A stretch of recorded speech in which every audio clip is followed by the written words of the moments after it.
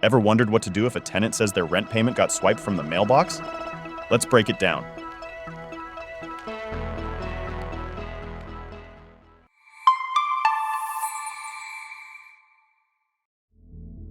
Welcome.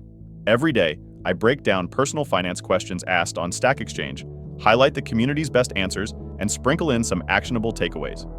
If you're into learning a little more about money each day, make sure to subscribe to the channel. Now let's dig into today's question. Today we're exploring a common question. What steps to take if a tenant claims cash rent was stolen? Here's the original question as it was posted to Stack Exchange.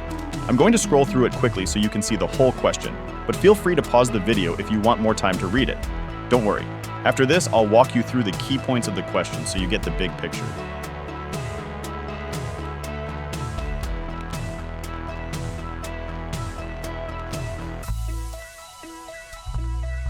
So, in summary, the owner of a duplex is in a bit of a pickle. They live in one half and rent the other half to college students. Recently, a student tenant was late with the rent and claimed to have left $750 in the mailbox while the owner was away. The owner never got the money and wasn't aware that the tenant planned to leave it there. Now, they're faced with a tough decision.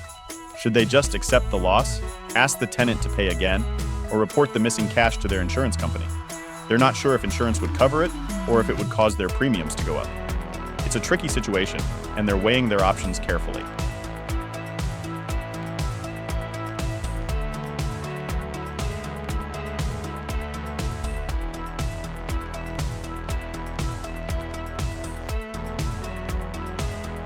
Here's the top-rated answer from the community on Stack Exchange. I'll scroll through it quickly so you can see the full answer. Feel free to pause the video if you want more time to read it. Don't worry, I'll highlight the key points of this answer in just a few moments.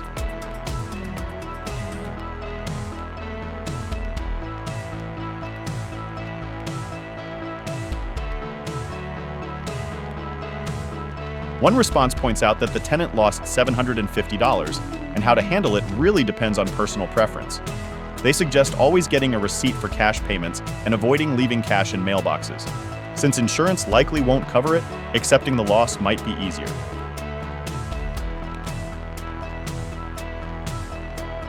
Now, before we jump into the next part, if this video has been helpful so far, be sure to tap the like button and subscribe to the channel. We post new personal finance videos every day to help you make smarter money moves. Here's another answer that was shared in the Stack Exchange thread. Like before, I'm going to scroll through it quickly, so feel free to pause the video if you want to read it yourself. Otherwise, I'll highlight the main points of this answer in just a few seconds.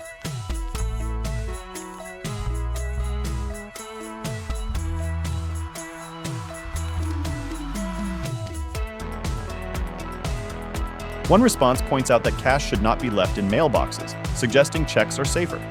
It emphasizes the importance of local legal advice due to varying rulings and advises reporting missing money to the police with just the facts. Here's one last answer from original post on Stack Exchange. I'll quickly scroll through the answer so you can read it. Feel free to pause the video if you need more time. And just like before, I'll be highlighting the main points of this answer for you in just a few seconds.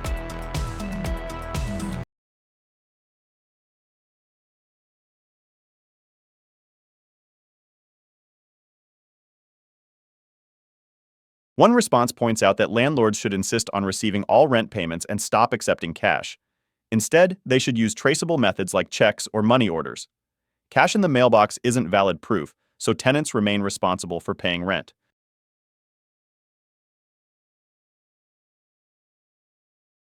All right, now that we've seen what the community had to say, here's our take on this question. It's always wise to insist on rent payments through traceable methods like checks or electronic transfers. This way, there's a clear record and fewer disputes. If a tenant claims they've paid but you haven't received it, consider setting up a payment plan to maintain goodwill. Reporting theft might be tricky without proof, so focus on preventing future issues with clear payment guidelines.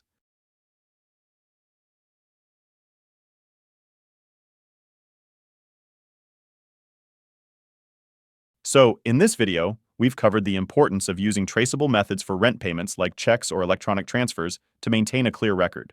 If a payment issue arises, a payment plan can help maintain goodwill. Cash payments in a mailbox are risky since they lack proof and complicate matters if stolen. Instead, focus on having clear payment rules to prevent these issues in the future.